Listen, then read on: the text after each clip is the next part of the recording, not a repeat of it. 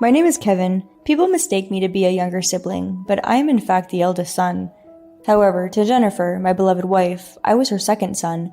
Jennifer's infidelity was discovered over a trivial matter.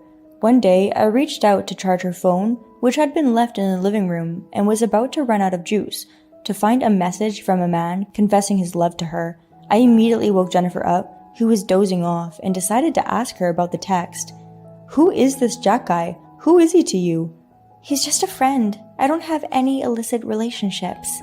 "What is this picture of you two hugging each other then? Is it a trend these days for just friends to take sleazy pictures of each other?" "No, you've got the wrong idea. Believe me, please. You are the only one I love. I'm just playing around with him for fun." "Sorry, but don't expect me to be okay with this. A mistake is a mistake. An affair is an affair. I can't be in a relationship with you anymore." "I don't know if I can survive on my own if you abandon me like that." Thus, I demanded 2 million yen in alimony from Jennifer and sanctioned the entire property division to my wife for that amount. Jennifer was thrown out into the rough and tumble of society almost penniless. However, since we had only been married for a short time and did not have much in the way of common property, Jennifer's share came out a little short and she had to pay about $4,000 in alimony to me. However, no matter how long I waited and waited, Jennifer never transferred any money to me. This was despite the fact that the settlement money from the man she had an affair with had been transferred immediately. It might be a little painful for Jennifer, a part-timer, but she had to keep her part of the agreement. 4 months after my divorce with Jennifer, I decided to go to her parents' house to have another meeting with Jennifer, but what awaited me there was tired-looking in-laws who looked as if they were about to collapse at any moment. Jennifer was nowhere to be seen, and the only thing on the front porch was a pair of old-fashioned shoes that looked like they belonged to an old person. I asked my in-laws where Jennifer was. "Kevin, I'm sorry, but Jennifer passed away last month." "She passed away? She was perfectly healthy before our divorce." "It's your fault. You killed Jennifer, Kevin." "What are you saying?" "Since then, I have only communicated with her through letters sent by her lawyer. How could I have killed her?" "Jennifer took her own life. She became very depressed after the divorce.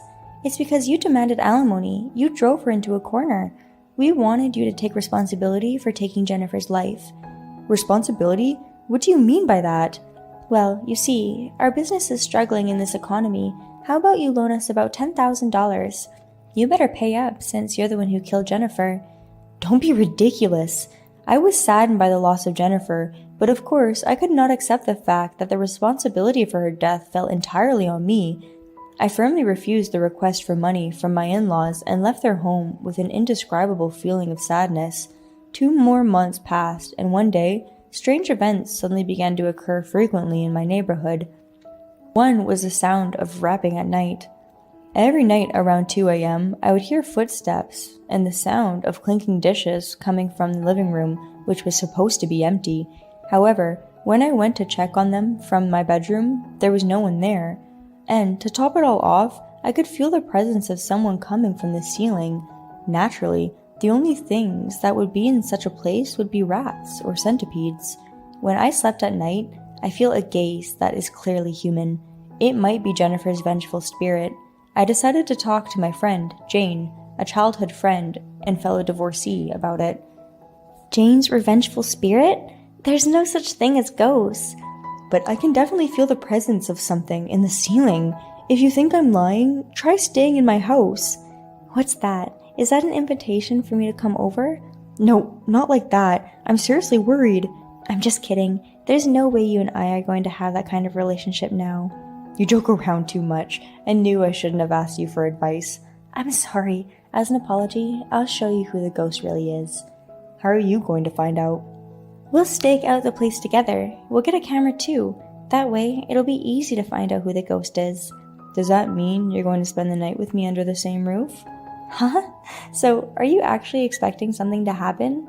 No, nothing like that. Okay, let's do it.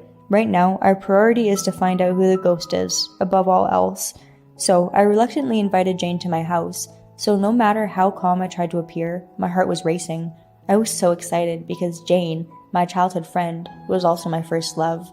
but we were both over 30 years old, and I am not so childish as to lose control of myself over such a matter.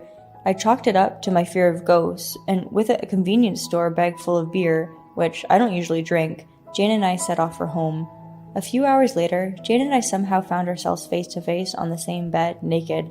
Was it because we were both drunk from unaccustomed alcohol? Or was it because we were both single and had a lot of sexual desire? We were naturally seeking each other out without either of us going first. Okay, here I go. It's not my first time. You don't have to tell me. Sorry, but I never dreamed I would be doing this with you. What is it? You're not happy with just an old lady like me?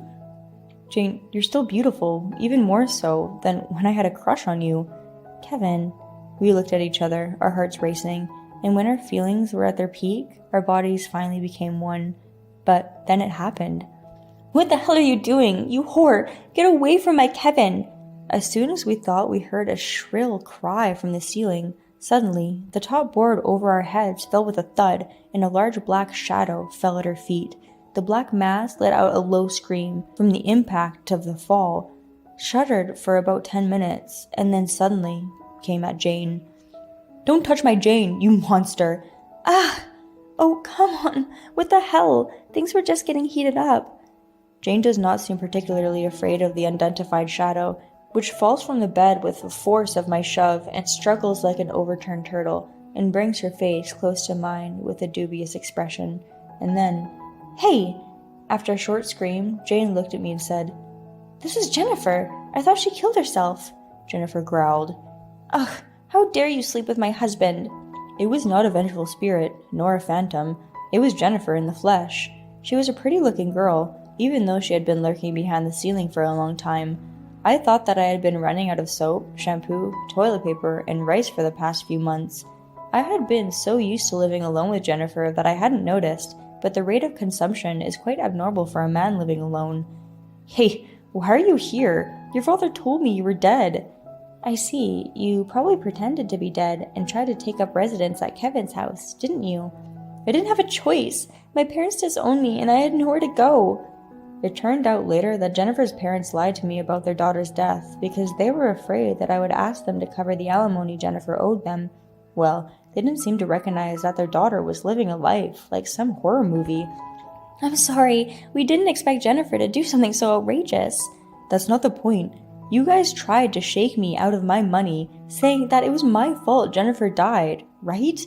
We were just joking. You didn't really think it was serious, did you? No, of course not. Shut up. I'm not going to be fooled by such excuses now. And Jennifer, what you did was trespassing and theft, which is a very serious crime. I will be sure to file a police report on this matter. Oh no, I don't want to go to jail. I think it's a much better life than sneaking around in my ceiling. Thus, after saying all I had to say, I immediately called the police, and Jennifer and her parents-in-law were taken directly to the police station. In this subsequent trial, all three companies were given suspended sentences, but the amount of the fee Jennifer had to pay increased from $4,000 to $10,000. After that, I got a restraining order against Jennifer, and I was finally able to get my life back to normal, more than half a year after the divorce. Thanks to this, I've been able to make love to Jane every night as much as I want, even though it ended halfway through that day. We have known each other for a long time, and since we are both divorced, we are kindred spirits, so I am sure that our romantic relationship will continue. Thank you for watching. I hope you enjoyed it. We look forward to seeing you again. Please subscribe to our channel.